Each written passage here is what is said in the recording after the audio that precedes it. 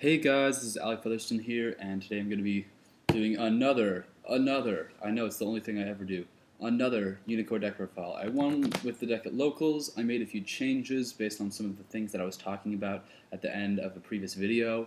It's not a total revamp of the deck, it's not a totally different build, but it does take just, I think, two ideas that I expressed in the last video and put them to use. So I just want to talk about how those played out, why I like them, the disadvantages of them, the advantages of them, blah, blah, blah, blah. Anyways, I'm trying to make this video shorter because the last one was way too long. I don't think anyone's going to watch it because of that, so try to make this shorter. Okay, here we go. Okay, so I'm going to run through the deck really fast. I explained a lot of the choices in the last video, and most of these are the same choices, so I'm going to just run through it and then explain the choices, the changes that I've made at the end. So I play 3 of the new card, Unifloria, Mystical Beast of the Forest. I play 3 Baby Raccoon Ponpoko, 3 Tan, 2 The Fabled Cerebel, 2 Kalantosa, Mystical Beast of the Forest, 1 Wind-Up Kitten, Key Mouse, 3 Ayers Rock, 3 Obedient Schooled, 3 MST, Book of Moon, 2 Burst Rebirth, 1 Bottomless, Compulsory Evacuation Device, Solemn Warning, 2 Fiendish Chain, 2 Phoenix Wing Blast, 2 Legacy of Yatagarasu, 3 Reckless Greed, and 1 Karma Cut. Okay, so the cards that have changed from previous builds of the deck. I'm now playing 3 copies of Unifloria Mystical Beast of the Forest. I'm playing Karma Cut, and I'm playing 3 copies of Ayers Rock Sunrise. And let's see, I'll just pull some cards out for explanation purposes. Okay, that's good. That's all I need. Oh, and obviously this.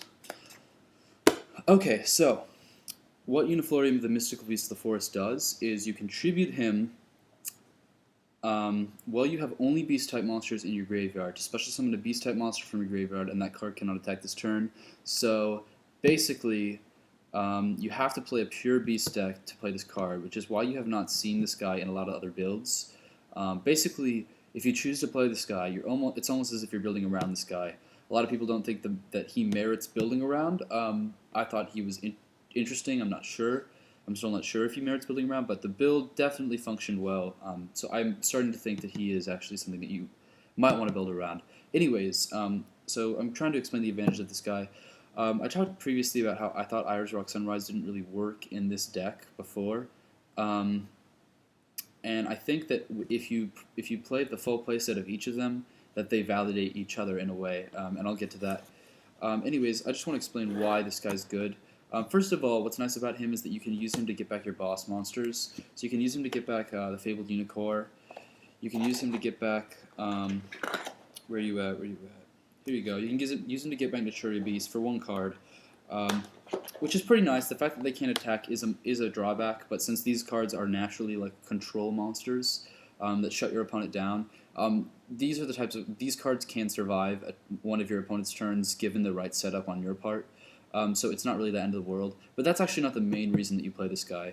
So yeah, so one of the things that's really nice about this guy is his synergy with no-brainer, Kalantosa and Mystical Beast of the Forest. I mean, they're both Mystical Beasts of the Forest, so it makes perfect sense for them to synergize.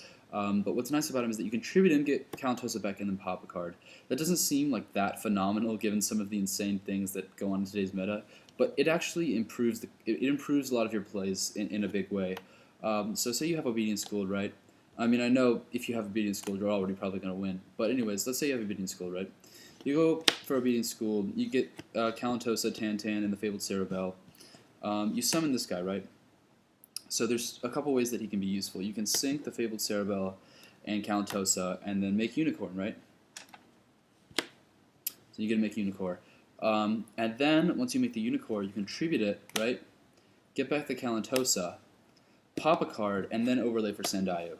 So what would normally... So say, like, instead of having him, you had, like, any other beast type. Like, you had another dead Kalantosa in hand, or you had, like, a Wind-Up Kitten with nothing for your opponent to bounce in hand. Stuff like that, you know? It basically allows you to net a +1. net even more of a plus than you could before. But another reason it's really nice is because it makes getting to Unicore a lot harder to disrupt. So say you go Obedient School and they go Artifact Sanctum, right? And they pop this because they're smart. They played maybe you pulled some shenanigans in game one, and they know that this is the linchpin monster of the deck, so they decide to pop it with Sanctum, right? Now you can go for this guy, Tribute, get him back, and then make Unicore. Or you can go like, okay, normal summon, and then Synchro for Unicore, right? And then they Blackhorn. Then you can Tribute him, get him back, and then go for another Unicore. So it makes your plays just a little bit more resilient, and gives you more recovery plays later on, which is really nice. And one of the reasons that I didn't play Ayers Rock Sunrise before is because Ayers Rock is great in the late game. There's no debate about that for me. But it's bad in the early game because it doesn't really synergize with anything. Like, normally what you'll be doing with it in the early game, if you have to use it, is just getting back like a shitty level 2 beast like Wind-Up Kitten, or getting back like God forbid, a Tan, and then like summoning another guy and Exceed or Synchroing with it, which basically means you're using it to make a -1 for like a rank 2 or a level 4 Synchro, which is really bad. You want to be plussing, or at least breaking even when you're doing your stuff, because your plays are not like extremely overwhelmingly powerful, so you don't want to minus into them, which is why I didn't really like Ayers Rock Sunrise before. But now with Ayers Rock Sunrise, you can go as Ayers Rock, get back this guy, Tribute, get a Kalantosa, pop a card, and then make the play, which is much, much better, because then you break even into a play while clearing out your opponent's back row or getting rid of an annoying monster on the board. It's just really useful. So I think that having 3 of each of these kind of validates the other. And then the last card is just sort of like a minor tweak, is Karma Cut. I just wanted to try this card. I actually wanted to play Regeki Break instead, but I couldn't find Regeki Breaks on me, so I just found this in my binder and I played it. But I was meaning to test it. It's good against hands because it banishes it. It gets rid of all other copies in the graveyard, so you won't be able to use stuff like Pot of Dichotomy to recycle them later.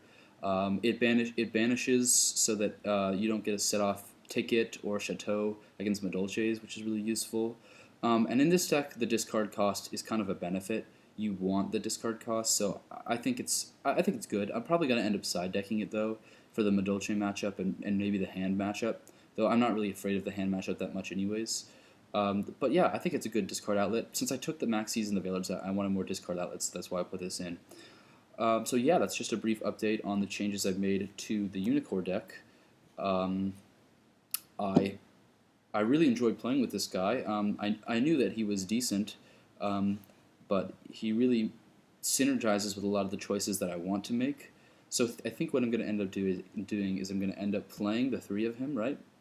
And playing the 3 Ayers Rock Sunrise in the main, and then using them as my main deck sideboard at material for the matchup that I'm playing against, right? So if I play like a graveyard heavy deck, I can side out this and put in a few tech cards and Macros Cosmos Diffuser and Soul Drain, because I don't want to have my own graveyard reliant stuff while I have that in the main deck. So yeah, I think that's definitely a great way of going about it. And then if I'm playing like Madolches, right, I'll probably take like these out and then put in like maybe even these out and play like triple Max C double effect Veiler, because it's really helpful in that matchup. And yeah, that's what I have to say about that. I really like it. I'm probably going to keep playing this version as the main deck version and then siding it out is what I think I'm going to do. So yeah, have a good one. Hope you enjoyed the video. It was a little shorter than the last video. Yeah, see you later.